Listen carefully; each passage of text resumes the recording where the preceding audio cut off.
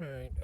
Welcome to another episode of the Headless Horsemen Podcast, where we get a little headless, a little reckless, but we bring it in at the end of the day. One of your co-hosts, Optimus Coctimus, joined today with, Jack Nagurski. and let's go ahead and get into today's episode. Yo, we should start off by talking about sports real quick. Oh, you want to talk about some sports? Yeah, just because I just thought about Ezekiel Elliott going to the Patriots. Oh yeah. First and foremost, thank God football's back. Oh my God. Clap it up for some football, man. Give it up for some football. Yeah. Wait, where's the? Thank God it's finally back. But let's go ahead and talk about you said Ezekiel Elliott. Yes, What's sir. going on with Ezekiel Elliott? You know, me personally, I wonder if he's going to be in shape throughout the whole season. Like, are we going to see a different version of him? Probably not, because his prime is past him. He's got a top-tier offensive line in Dallas when he was there. I'm not dogging the Patriots O-line, but there were times where Mac Jones was dropping back and they clearly didn't have it all together, you know. That's But they're true. still kind of in rebuild mode, but they're still kind of a sleeper dangerous team. Just no Tom Brady. Everybody's celebrating, you know. True. So what about So I think I was reading some comments and they're like, he's gonna be an excellent blocker, this and that, and it's like sure, but I think if he does get in shape, you know, like he's not gonna be seen as a third down running back anymore. Because Right. we could see that was basically his transition in Dallas after he got paid. He got more moved to like a third down situation type of deal. And it's like, even though he may be past his prime, he could be a guy that still averages like 3 or 4 yards a carry, plus also can do like his screens.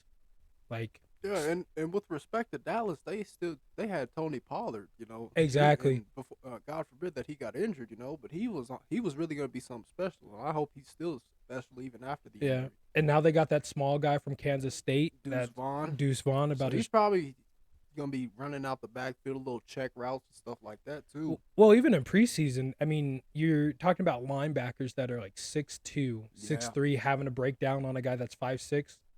That's tough. Yeah, you're not able to tackle somebody with a low center of gravity. It's like hard. that. It's hard. Yeah, it's hard. If you ain't got a gang of guys on there, you're 1v1s as a linebacker, that's a tough day. That is a Yes, tough, sir. even as a safety, that's a tough day. Because a safety may be 5'11", 5'10", but you're talking about still trying to break down to a guy that's 5'6", Yeah, bro. That's especially if he crazy. gets a head full of steam. And even if he doesn't, the fact that he can just like, Yeah, just bro, like that, just and think about how quick one of his juke moves. He got like a duck it up, like that duck move they hit him with, where they just duck underneath the tackle. That's dangerous, dog. that. And then did you see that move where he put that dude on ice? No, what in the happened? preseason? Yeah, he put a dude on ice. Had the Shut guy up. just And people were commenting like, "Oh, he's gonna be a bust," yada yada yada. Bro, them short dudes are be having some stellar Well, careers. who was man. the guy that played for the Saints and ended up winning a ring with with Philly? Who was his name? Sproles?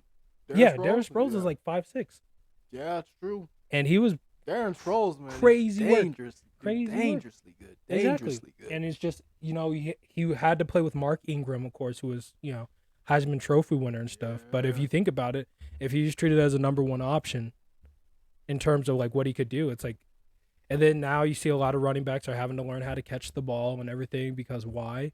Because you see backs like Kamara, well they have to. Saquon. Well, they have to because of they're not paying running backs. So it's Yeah, like man. now it's like okay, the best thing to do is maybe get some hands.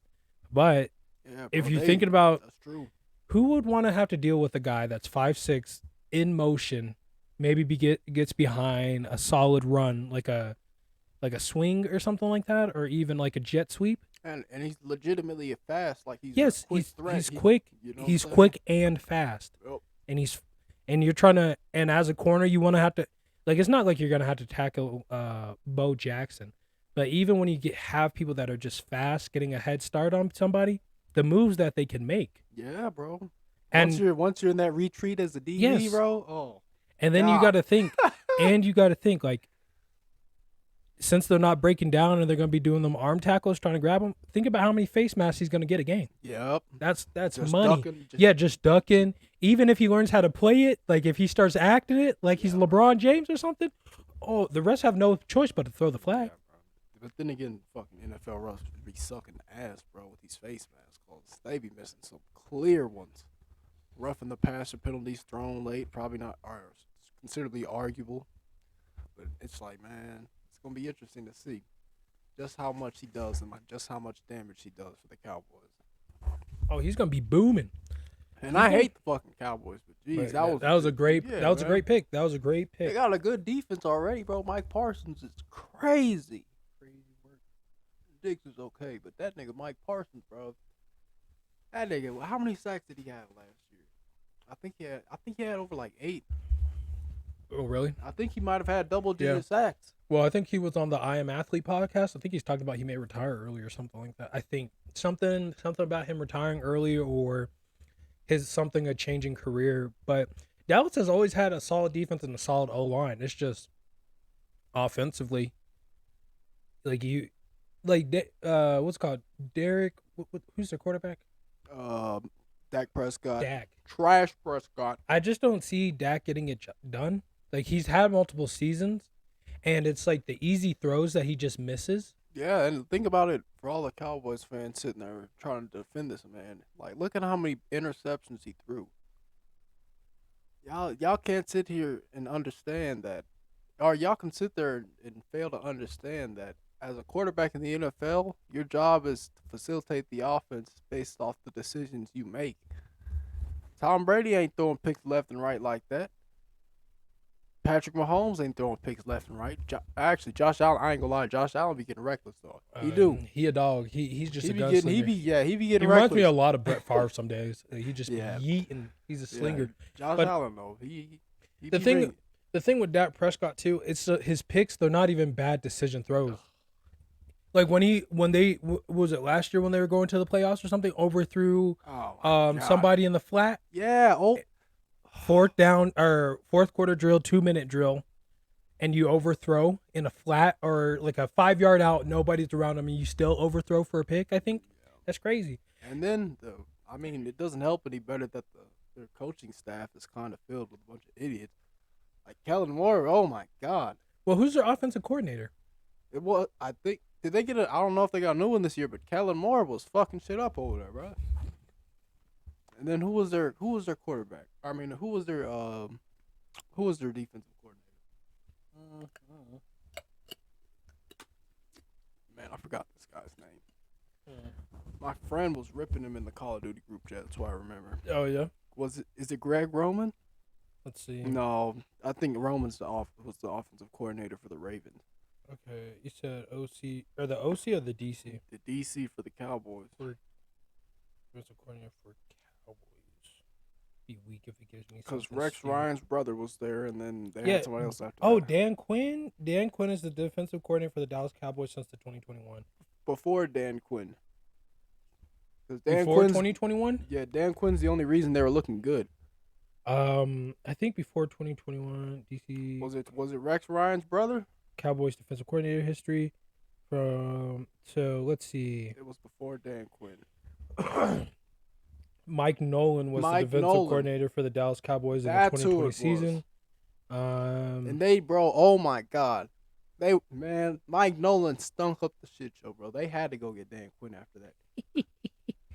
Because if you remember, they let somebody, the Cowboys they were talking about it on SportsCenter too, like if the Cowboys get a solid defensive coordinator, they'll be a legitimate playoff contender. And niggas was laughing. And then they got Dan Quinn, who, mind you, even though that defense gave up 28 points. No, I'm not laughing at that. 25 to 28 points in the Super Bowl. It's like the offense was, you know what I'm saying? At some point, your offense can't just stop scoring cold turkey. Right. The team that puts up the most points is going to win regardless of how many stops the defense gets. Right. The Cowboys announced on Saturday that they hired Brian Oppenheimer. His name is. That's what I was Brian laughing. Oppenheimer. No, his last name. No, his name is not Oppenheimer. Is it Schottenheimer? Yeah. Is it Marty Schottenheimer? No, it's Brian Schottenheimer as a new offensive coordinator, replacing Kellen Moore. Schottenheimer, the son of former NFL coach Marty Schottenheimer, is a veteran NFL coach who spent the 2022 season as the offensive assistant for the Cowboys. They'll actually be pretty good then. They may. I mean, it's it's definitely gonna be something that we're gonna have to see. But yeah, I think the Cowboys, and then who does the Saints have? Derek Carr as their quarterback. Trash can. You think he's that bad? Yeah, bro. Derek Carr sucks. Yeah, he had that glory season. I thought he was going to take the Raiders so far. Somebody's going to see this and be like, fuck you. You niggas is just hating on Derek Carr. You know what, bro? Him and Dak Prescott were damn near twins last year in terms of how many interceptions they threw. Do you think it was that? And Baker Mayfield, nigga. Do you think it was that, or do you think it was the Raiders were just trash? Because once they got rid of that coach, that other coach, Jack, what's his face? It was like Jack Del Rio. Yeah, once they got rid of, I didn't really mind Jack Del Rio because they were going to the playoff. They went to the playoffs back to back years. They had a running game too. Yeah, and Jack Del Rio, I think, was the coach for the Jaguars when they were going out for the playoffs. Yeah, bro. Jack Del Rio, bro. Who did he coach on that one? I think he coached on a team that won a Super Bowl. Was it the Bucks? He might have been a coordinator on the Bucks with Gruden, I think.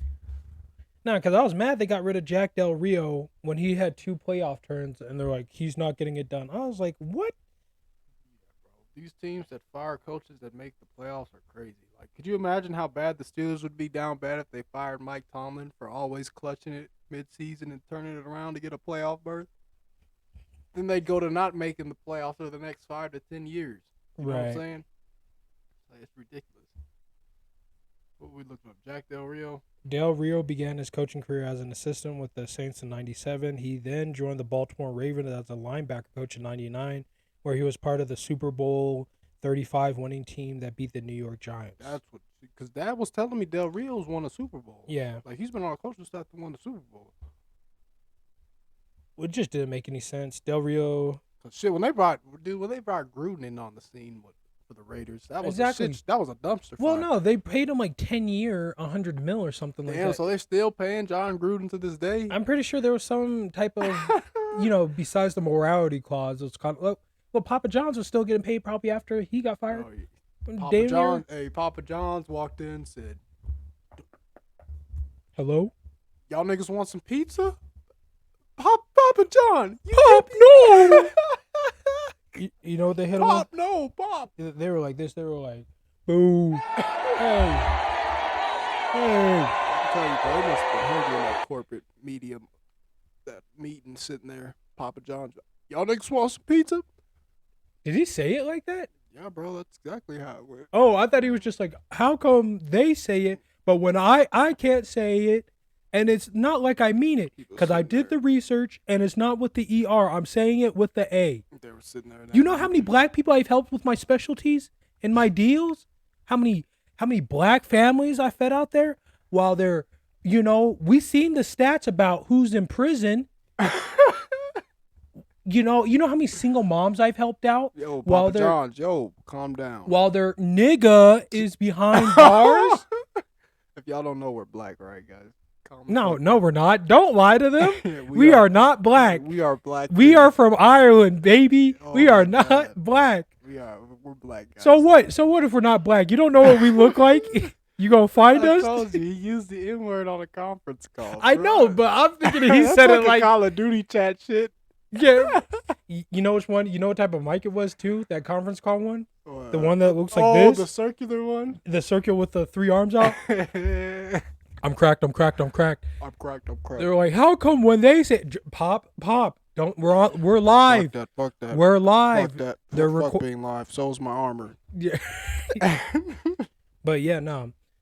It's just, a lot of, I think what it is too, this leads into a good point. Ownership always, like when you see ownership back up the players versus the coaches, it's like you'll see it like in the NBA, like they'll pay these guys like mumbo jumbo money. Stupid money. And they'll be quick to get rid of a coach first before they get rid of that player that they've paid. And I get it. Because you're making me look bad. Making me look bad as an owner. Well, no, it's not that. You have to pay. You have to do that because you got to see if you're going to get the payout from that player. Well, duh, man, you drafted his ass in the first round. Well, he's going to have a longer career than this coach might. Well, no. It's just the fact that you paid that player $250 million. Oh, I thought you were talking about the coach. No, you pay the coach $250 locking him in long term. Well, no, you'll lock in a player long term, but a coach may only get like $15 million or less than what that is over the time. That's true. And you're paying a player $250 million, giving them probably $100 million guaranteed over the next 5 years, and you have to pay him that much money. Hell yeah, bro. And so you have to. But the thing is like Michael Jordan was right. Like they need to stop paying so much up front, like when you get drafted. Because, okay, you can just break your leg and you just chill for the rest of your life. Right. And then also with the first round pick, they just dropped off the package. Yo, you see? Yeah, I seen him take that picture too. FedEx ass niggas. We should have got him on the pod. Hey, yo, what's going on? What you think about UPS? Fuck them niggas, yo. Fuck them. Yeah. But what's it called? You lock in those guys for such a long term, like you have to see it pay out. But my question is like, what do you see in these guys to want to pay them this amount of money? They see a couple 360 windmills, a couple touchdowns. Yeah, they see baller's life. You see that? They're like, dude. Think about it. I've never seen athleticism like that since LeBron James. That 76ers GM probably read that article about him being the next LeBron James. Oh, salivate. Because how much Ben Simmons made? He was getting paid good with the Sixers. Mumbo jumbo money. Even when he didn't want to shoot the ball or nothing. Mumbo jumbo money. Bro, I remember he disappeared in the playoffs, and I think they like re-signed him. It's that MJ, and that then mumbo jumbo money. Trade him or something. Yeah. Well, they traded him because remember he was like, I have PTSD. I like how we're back to roasting Ben Simmons again. It just happened. This is not his fault. This is not of his own accord. But no, you just pay those guys so much money. But Michael Jordan was right. It's like, what did these guys do to prove themselves to make this much money? Nothing. And it's like, they didn't drop 60 in the Garden like he did. Well, and they still lost. Okay, so even with these NIL deals, as a GM, this is how I'm looking. If I'm a GM and I see these NIL deals, it's like, okay, you're getting your money. Mm-hmm. So do I really need to be paying you $300 million? No. Because you've been getting paid in high school, like in college now. I think they even may push to high school, which I honestly think is going to be fine. Like you're going to be used to seeing large amounts of money. I think as a GM, as I watch you grow through the high school and college ranks, I get to see how much of a liability you are with money and stuff like that. Are you looking at his grades, or do you not even care about that? Well, it's not even about the grades as much as it's just like, okay, let me see what you're going to do with $50,000, $75,000, $85,000. If I pay you to do your job, what are you going to do with it? Exactly. And it's like, okay, let's see how you act with $150,000. And I think too, that's a lot of money. Yeah, it is. Like shit. And the thing is too, it's like when you start getting that type of money, you're starting to see that stuff as a GM. It's like, okay, I definitely want to give some guy like that money up front. But also some of these players that you're seeing get drafted, like I get that they're good, but my thing is, it's like, okay, if we build around you, put you in a good system, are you still going to continually be good? That's true. And how long are you willing to compete? Exactly. That's what I'm saying. Until we get to that point, because are you going to invest in your body in the off season, make sure you're healthy and all that? Yeah, exactly. Like we shouldn't have to see you. Like, there's nothing wrong with James Harden going to the strip club, but it's just the fact that like you want to go to a strip club during a pandemic. Yeah. Bro. In the middle of a pandemic. What does that reflect about your character and decision making? Well, it just shows like, dude, okay, you're doing that, but we're saying we're still going to put together a bubble. We're keeping you updated and stuff like that. You still got to show up for these practices. Like, we need you to play. You can't be showing up out of like, we need you to play, get us deep, make those runs, pause, and everything like that. So that's kind of something that you look at. But also, it's just sometimes it's, you go to a unnamed school especially when you have all these picks and everything of the colleges that you can go to. But then you go to a school that's maybe not deep, making not a deep run. And then you come, it's like, it's one thing to play for a team that may be bad for a year, but can you hold out for us for like 4 years or 5 years? Yeah, that's true. So it's like, do I really want to spend $300 million on you when you don't plan on staying here for 4 to 5 years when we're trying to figure things out? Right. Because the thing is, I'm paying you $300 million, but if you're not worth the $300 million to have difficult conversations where we're like, look, this coach wants to run and gun, but you're like, oh, I don't want to run. It's like, dude, this is a good coach. Offensive productivity's gone up, and I get that you want us to build around you for a half-court offense, but if we can get more assists out of you as a point guard, let's say, or even just as the main ball handler, and we need you to start getting better at passing in the open breaks. Yeah. Like, can you do that? Or are you going to keep going to the strip club, nigga? Yeah, and that's just the thing you got to think. I'm just saying that's where my mind would be. Just burns my ass when shit like this occurs. The face you made. But no, I'm just saying, like, if that would be my mentality if I was a GM. Because it's like... Well, it's a good thing you're not a GM, you greedy fuck. Well, but think about, like, if you had to look at these from, like, the last 10 years, 10 to 15 years, and the payouts that some of these players are getting, has it been worth the money for that team? No. It's like... Hell no. You're putting winning puts asses in seats. Shit, bro. Winning puts asses in seats, which makes Facts. everybody more money. As long as you make the playoffs or something like that, your fan base Yes. will rock with you because you're giving them something after the season. Exactly. But then again, it's like you can only make the playoffs so many times. It's like, Nah, Larry, you don't understand. what? If it can happen to Cowboys fans, if they can get hyped about that, there are gladly NBA fans, like Lakers fans, Celtics fans, the real delusional ones. Yeah, but you have to think. They'll fill up them seats every time and use "we made the playoffs" or the play-in as an argument. Now, Yeah, but why do they get hyped about it? It's because they're used to making the playoffs and they haven't had it for so long. Because think, Dubs, Celtics, nigga, Dubs. Jesus Christ, fuck. Think about the last time the Celtics made or won the championship. It was like 2009. Damn, that was a while ago too. So it's like they're accustomed to getting up there. It's like any junkie with a high that's been to that like pinnacle. 2009 to 2023. Once you get that high, you're always going to be chasing that same thing. So once you get like one championship ring, think about it. You're going to want to go back for a second, third, fourth, fifth. Unless you're Chris Paul and you just go completely sober after losing the finals. You better figure it out. Where's he at now? The Warriors? Yeah, you got to figure it out. Man, dude, that's about to be so interesting how they play from now on. Oh, for sure. What is it? Isn't Klay Thompson about to have a decreased role or something like that? But do you ask somebody like that to take a decreased role? It's not even a decreased role. My thing is you're going to be able to play Steph off the ball like he used to when he first started getting hot. Oh, yeah. So, like after Mark Jackson was trying to make him a traditional point guard, took it too long to figure it out. But once they started figuring it out on that first playoff run, you watch a lot of the film, Steph was coming off a lot of screens like he was Rich Hamilton or Ray Allen, moving without the ball. Yeah. And then once he did get the ball, it's like he would shoot off the dribble. Or, you would have Andre Iguodala bring the ball up or Draymond, who would start the offensive series. But then you would see, like, double screen and just see him come from, like, the left side of the court, peel off 2 or 3 screens, come to the right side and shoot something. And you're going to see the same thing. My thing is... CP3 about to be getting something.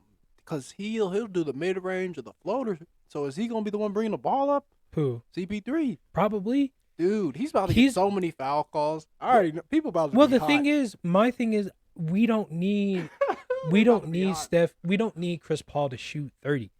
Nope. If you look at the facilitating, yes, he just has to be a facilitator. Like, if you're asking me, he's going to look like a lot of his rollback was during the the Clipper days. Now, it's going to be different because I think, how do we get Steph his looks, or how do we get Klay Thompson his looks off a pick and roll? Right? Yeah. Like, you're going to probably want Kuminga to set some good screens or Draymond to set some good screens so Chris Paul can get some deep penetration, so that you can try to look for something. But then on the backside of the action screen, is Klay Thompson going to be looking to come peeling off a screen, coming to the top while the defense has to collapse. The defense has to collapse and respect the fact that CP3 may shoot something off the midi, or he may give you some ignorant stuff in the paint. But you think about that second, third quarter when Steph starts lighting it up. That's just because think about it. Steph Curry, a third quarter point guard or third quarter type of shooter. Man. After you get beat up in the paint, guess what's going to open up? The three. Exactly. So guess who's going to be? Everybody's going to be. Steph and Klay are going to be running off screens, getting the threes that they want. What if all three of them just take on a role in the offense? Like, Curry's the off-ball 3 guy, Klay's the pull-up mid-range jumper, and CP3's like the slicer. That's what they're going to do. That's good, man. Because my thing is, it's like, okay, you're going to be having... Free throw discrepancy is going to be such a huge argument this year. I already know, dude. But if you have Steph Curry on the backside of a screen action, and you're probing with Chris Paul, snaking, he's sliding through the defense, getting deep on the defense, and you have Chris Paul, you'll have Klay Thompson on the strong side of that screen action. What are you going to live with? What are you really going to live with? Chris Paul taking a 90% plus shot. Dude, I'd have to. Even if you force Draymond to get the ball off the screen and roll, you still have Kuminga maybe setting a pin down screen or getting Chris Paul involved in a pin down screen immediately when the ball gets moved to get Klay Thompson or Steph open. You're still going to have to deal with that. And they really, my thing is, with getting rid of Jordan Poole, is how much like how much is that going to affect them long term? Like, I guess what do you get? How much mileage do you get out of that? Out of adding CP3 to It's it a now? high risk, high reward situation Yeah, because Chris Paul probably has 3 or 4 years. Question is, it's like if he wants to extend his career, is he going to come off the bench that's true. and become a facilitator like that off the bench? Draymond Green probably only has about 3 or 4 more years. And this is the only system he can play in that he's known to play in. Yeah. Who wants to pick Draymond Green? Like, here's the thing. Who wants to pick Draymond Green up off the trading block after this 4-year, 100 mil or whatever?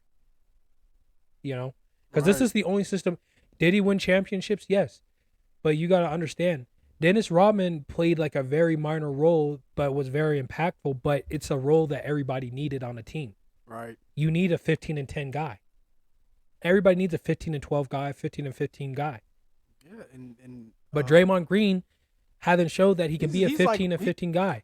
Yeah, man, he's more. It's 8, 5, 3, and it's like, look at impact, look at film. It's like, sure, but for that impact to really be needed, it needed a specific system. Yeah. It needed a very specific system. The only other, and the thing is, it's like, how much can he take? Pause being the big when you're having 4 guards or 4 shooters and him, because there's only 2 systems that we've seen this working, really. Yeah.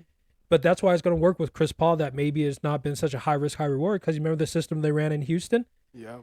damn near the same thing. With having a shooter like James Harden, Right. finding him after probing the defense, had another great shooter in the corner with PJ Tucker, but then you had the guy that plays for Atlanta, who's a 15 and 10 guy, setting great screens, getting involved, and getting the looks that they need. So, of course, this is going to probably work out for him. I just don't know long term because Sacramento is the young team. Yeah. And if yeah, bro. Sacramento is a young team, and if they just run the ball, if you think about it, if they can get fast break opportunities, that's all they need, bro. Darren Fox, the fact that they took the Warriors to game 7 based off turnovers and fast break opportunities. Exactly. So if you look at a system like that where you have an older team like the Warriors, it's like, okay, the shot selection that you're going to be taking it's going to be harsh because you got everybody that can run the floor with Sacramento. Everybody's running the floor. Everybody's literally looking up just to throw the ball, just to get something at the hoop. Yeah, dude, the fucking king. And then when Malik Monk will get hot too. Exactly. Dude. And the thing is, it's like you have guys as a team that wins off of fast breaks. You want guys that can finish at the rim. You need guys that can finish at the rim. You need bigs that will run the court, take 1-2 dribbles, be able to lay it up. Right. You need that. You need a big that can just turn and just fire it off. Because if De'Aaron Fox is in a situation, weak side, if I'm De'Aaron Fox, I'm already taking off. I'm not even looking. Throw me the ball in transition so I can finish at the hoop. Because I'm getting up there to take a 90+% shot. So throw me the ball.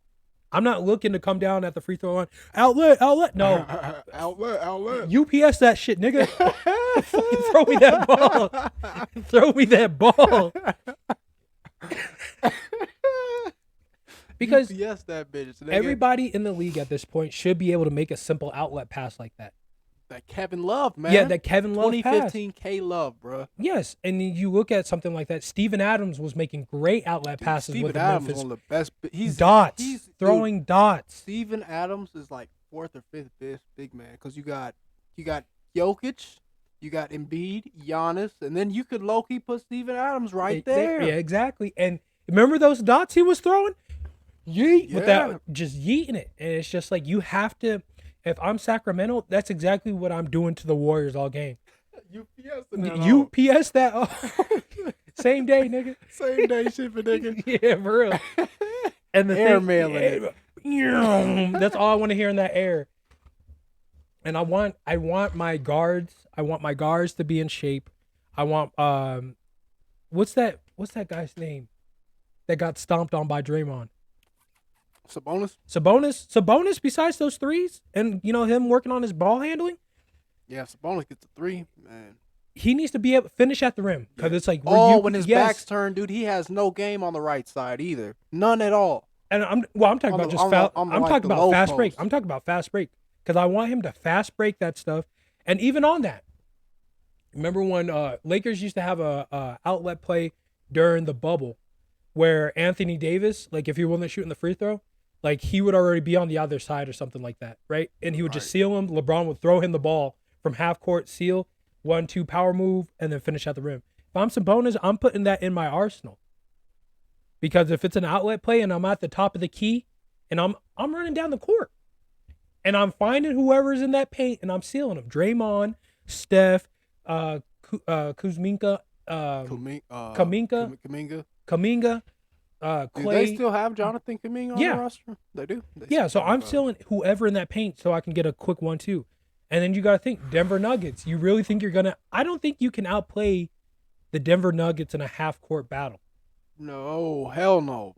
Because the Nuggets, they'll just take their time and run their plays, dude. And the thing is, it's not, dude. The shot clock could be at 5, and they'll still freaking run the get play. a great shot opportunity. And my thing is this: Jamal Murray has proved throughout this last. My biggest question was Jamal Murray has proved that he's not a sputter guy. He's not a hot and then gets cold like a. Yeah, Jamal Murray's nice. He's not a seasonal shooter. Like he just doesn't get hot and then gets cold. Like he doesn't sputter out. Like this whole playoff series and to the championship was averaging 25 plus, 30 plus in some series. And it's like that's what we needed to see all the way through the long term. Because even in that year before he broke his leg, he would have games where he only averaged 15.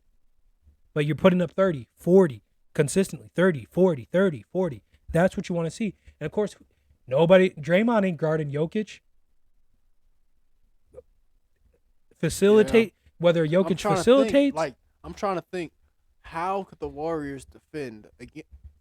How do you defend against that? And you remember, even though you got Steph and Clay, they're not as great as defenders as they once were. Not even CP3 is all that as much. He fell off. Yeah, well, CP3 he used to be cooking niggas. Yeah, he was a steals leader. Multiple seasons in a row. Cooking niggas. Like you would, L.A. Clipper days.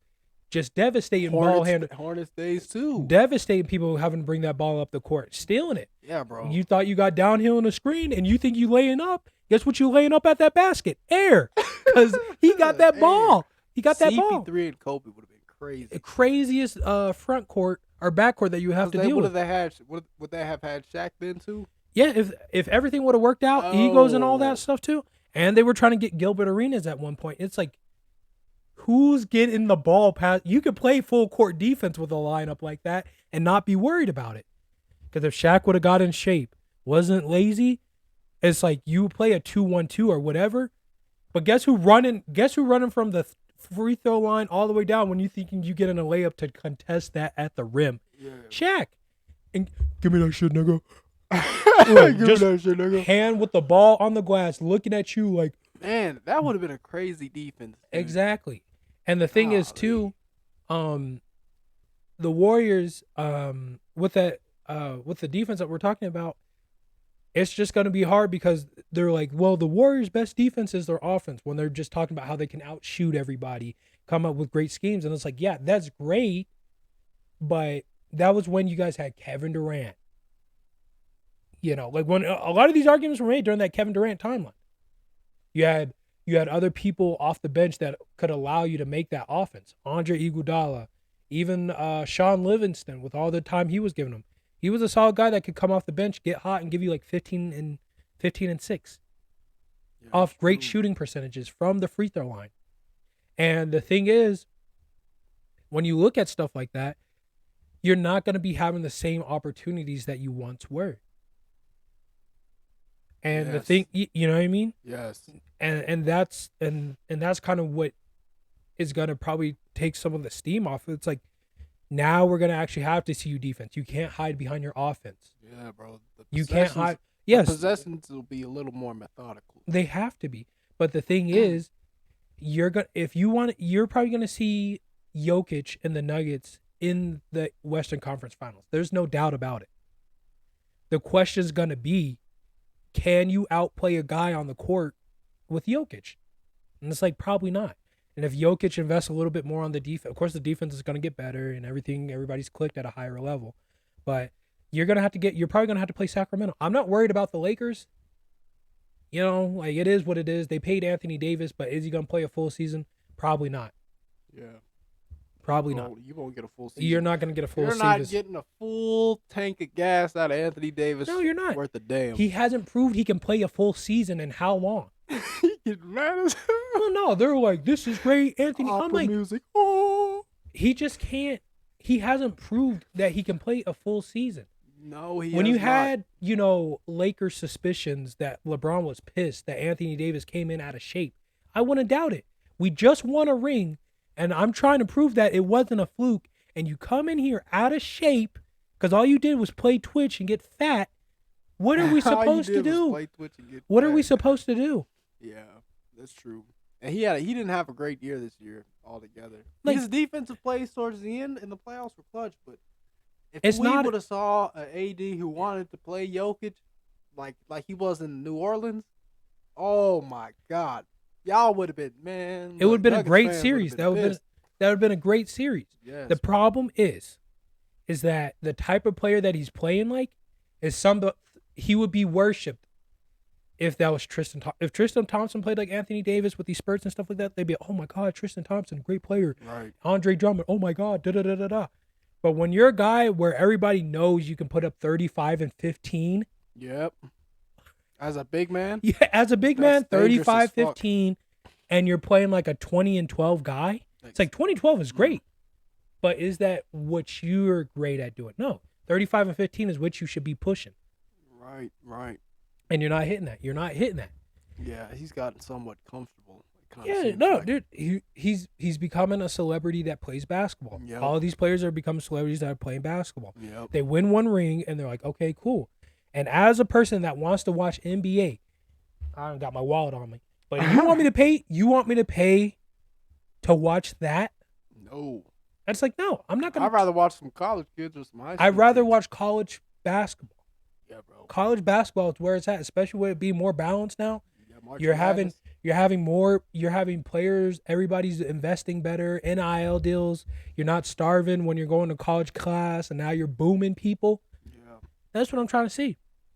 But now it's like you win that one ring and it's over. It's like if I'm LeBron, I'm frustrated. Right. Because I got 4 or 5 years and then I'm done. I know I got 4 or 5 years and then I'm done. I ain't playing he's got to be on a roster with his son too. Well, his son passed out. Yeah, that's true. So, you know, outside of that, what else you got to do? Win rings. Like, I'm not going to. And my thing is, if I want to go on a possible peak of winning 2 or 3 rings. Man, I hope LeBron gets 6 rings, bro. But it's looking like it won't be that way. I wanted him to win 6. I wanted him to go like 6 for 12, and I would have accepted that. Man. But it's not going to be that way when you just. It's tough. It's tough just watching this go out like this. Yes. Because I think even even for people that may be Michael Jordan fans, it's like, what the actual F is going on here? Yeah. What is going on here? LeBron dropped, what did he drop, 40 in his last game? You're dropping 30 or 40, and it's not enough. He dropped 40 oh my God. And it's just frustrating to watch because you're seeing that. You're seeing Steph Curry and all these guys. You're seeing that. You're seeing Jimmy Butler. You're seeing the Nugget. Like, there's a lot of competition around, which is great, but it's just like for the guys that you want to see who are going Hall of Fame, no doubt. Some days, no doubt. Yeah, you want to see them. No doubt. You want to see them. You want to see them have a great legacy. You want to see wins and all that. You want to see 5-quarter action, 6-quarter action with LeBron James, but we can't get that out of him because there's no team around him. Nope. And it's just like, you know, people talk about the complaining this and that and da-da-da-da. But it's like, bro, Kobe was about to leave for Memphis. Kobe ran off teammates. Yes, bro. And then they tried that stint where they signed fucking Andrew Bynum and Steve Nash and all that shit with the super team. That didn't work. Well, even before then, he had Karl Malone with the super team with the glove. That didn't work. Like, how do Lakers fans ignore it? It's like they forget all the years. Yeah, and then he tried to make super teams and failed. Dwight Howard. The Dwight Howard did not want to freaking work. And I'm just like, it's the same. LeBron's getting pissed off probably because none of these guys want to win like he does.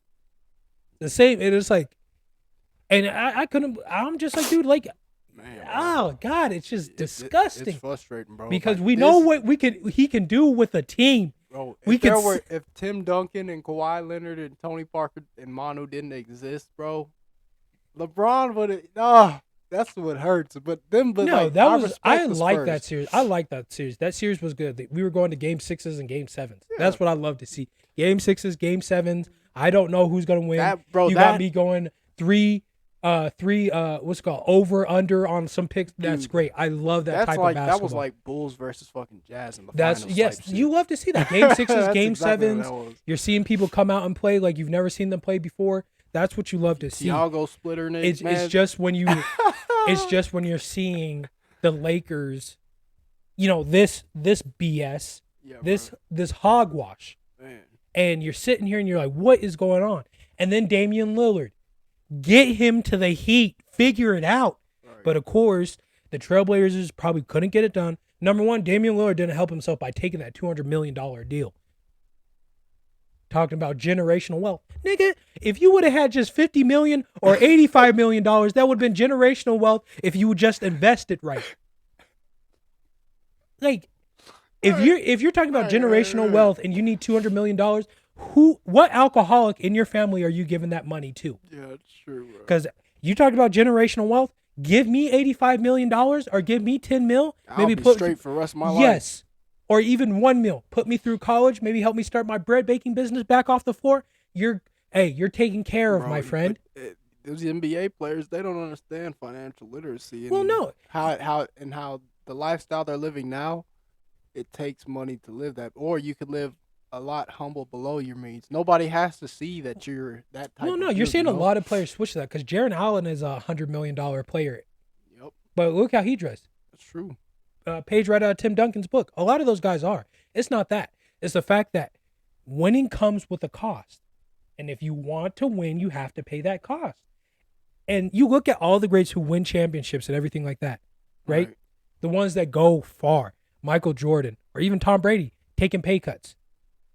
They're like, okay, Michael Jordan could have got a lot more money out of the Bulls if probably could have been a $50 million player. If he was like, hey, no, we want to win rings. I want to win. Right. And that's the thing. It's like, you're talking about loyalty. What are you loyal to, the money or to winning? It's an or. I don't think it's an and. I think those are very mutually exclusive things. One or the other. You're either a James Harden type of player or you're a LeBron James type of player. The thing is, it's like, even for those guys in those contract years, think about how much money you're cutting aside to go win. Yep. Because you got to go get other players. Now, the thing is, it's like, I would have probably, if I wanted to go win a ring and here's the thing. Damian Lillard should have said this because it would have never looked this bad. I'm loyal to winning. That's what he should have said. I'm loyal to winning. It's like, okay, we can respect that. The Trailblazers drafted you because they thought you had a good chance of winning. That's what everybody's loyal to. That's the moneymaker in this business. You win, you put asses in seats, you make more money. Exactly, bro. But now you put yourself in a pigeonhole between a rock and a hard place because you took that big deal. And now you think Miami can pay that? Out every year, Well, no. You think Miami can't make that? Like, there's going to be so many restructurings of your contract that are probably going to happen, unless they can if Miami can make the move and pay the money. Yeah. This shit still hasn't occurred, has it? And it still hasn't happened because there's probably some. Don't get me wrong. The Trailblazers are probably mad that they paid him all this money, and you want to act like this? You want to bite the hand that feeds you? Jim Irsay type beat. Yeah. So they're probably yeah. You nigga. See. But the thing is, think about how many great players they already have on that team that were injured that they couldn't put in the play. Victor Oladipo was out. I think Kyle Lowry was out. That's true. Tyler Hero. Kyle Lowry was, but no Victor Oladipo. No Victor Oladipo and no Tyler Hero. No Hero. No Hero on the palm. Yeah. With the chicken cutlet. No Tyler Hero. That means it was all, And so if you think about that, if they get those players back, does Miami really need Damian Lillard? Larry, that's such a good point, bro. That's a great ass point. Now that has me thinking like, damn, bro, because I was so bought in on like, oh, dude. Now on the flip side of that, yes, I still think Miami needs Damian Lillard because they do need a guy. Damian Lillard, even up to this age, has proved that he can play without injury and play full seasons. Yeah, that's true. And you got to think, Jimmy is 33. Damn. So we're like, playoff Jimmy and all this other stuff. How many times can he do that year after year after year? And the thing is, it's like, if we can have Damian Lillard come in, Jimmy Butler is a great facilitator. Right. Like, even in them games where he's, like, putting up 20, 10, 8, great facilitating. And you got to think, too, they need a guy like that can put up 30, that can probably handle the responsibility of putting 28 and 6. Yeah. Because think about all those shooters that just left, that just got paid. Right? Duncan Robinson left? No, the other two guys. Max Strus, I think, left, and the other guy left. Oh, that Vincent. Yep, and they both left. And so those are two guys that were, if they would have stayed in the Heat, they probably would have played a bigger role shooting-wise. Yeah, but they still have Caleb? What's the name? I think so. But that's why I would want Damian Lillard on my team. Now, but that didn't free up as much cap space as I think it would have with those two guys going. Right. But you get Victor Oladipo coming back. You get Tyler Hero coming back. Once they get their groove after mid-season, Damian Lillard, you're going to have so much playoff experience with Damian Lillard. And the thing is, I think this is going to if they get Damian Lillard, it's going to remind me of how the Cavs had LeBron James and Kyrie. Man. LeBron, think about it. Jimmy as LeBron quarters 1 through 3, right? But then guess who's going to be your clutch closer? Damian Lillard. Like Kyrie did, where he would close games. Yeah. That's what you're going to see. But who's going to be that LeBron James type player? Well, that's what I'm saying. Jimmy with his facilitating was the same way. Now it's not going to be LeBron-esque all the way to where it's like that is damn near LeBron James out there. Yeah. But in terms of facilitating, how LeBron would facilitate quarters 1 through 3, think about it. But I mean, LeBron James doesn't be getting foul calls out the ass, flopping like that either. Well, no, but I'm just saying in terms of like capabilities, what it's going to remind me of, that's what I'm going to see a lot of. Because when LeBron James was facilitating quarters 1 through 3, getting everybody involved in the offense, Jimmy does a great job of doing that. Yeah. Low post, high post, when he would facilitate on the ISOs, maybe get Bam involved in the screen and rolls to get Bam going. Yeah. Tyler Hero needs some looks. Guess who's going to probably be the guy to help get him some looks? Jimmy Butler. The hero. So yeah. How long? I don't know. We've been going off for like 50 minutes. Hey man, if we got an hour today, fuck it. Yeah, well, we'll do an hour for this one, and then we'll do another one after this one. But yeah, that's. You don't want to just split it in half? Nah, because like the rants and everything would like we started at like 25 minutes when we were talking, be like, oh, this 25-minute episode and everything like that. Oh yeah. Shit. So it's kind of like but yeah, that's kind of the NBA episode. We can just talk about some history stuff and whatever in the next episode. But all right. Yeah, so do you have any other closing remarks before we close this off? Yeah. What? Don't let a girl who's sitting here rapping Sexy Red convince you to love her. Okay? Wrap your penis up. Please, men. Please. For the men of my community, please. We're doing terrible right now. Please. For the love of God. Please, my brothers. Yeah, you know what the health department was like when they seen that syphilis outbreak? Yes, bro. Please. We don't have the capacity.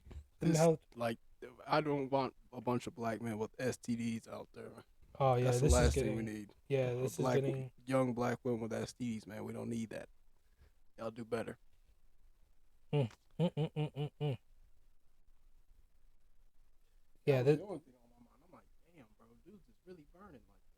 so I think we did a good job covering everything we wanted to. Yeah, I'm going to eat real quick.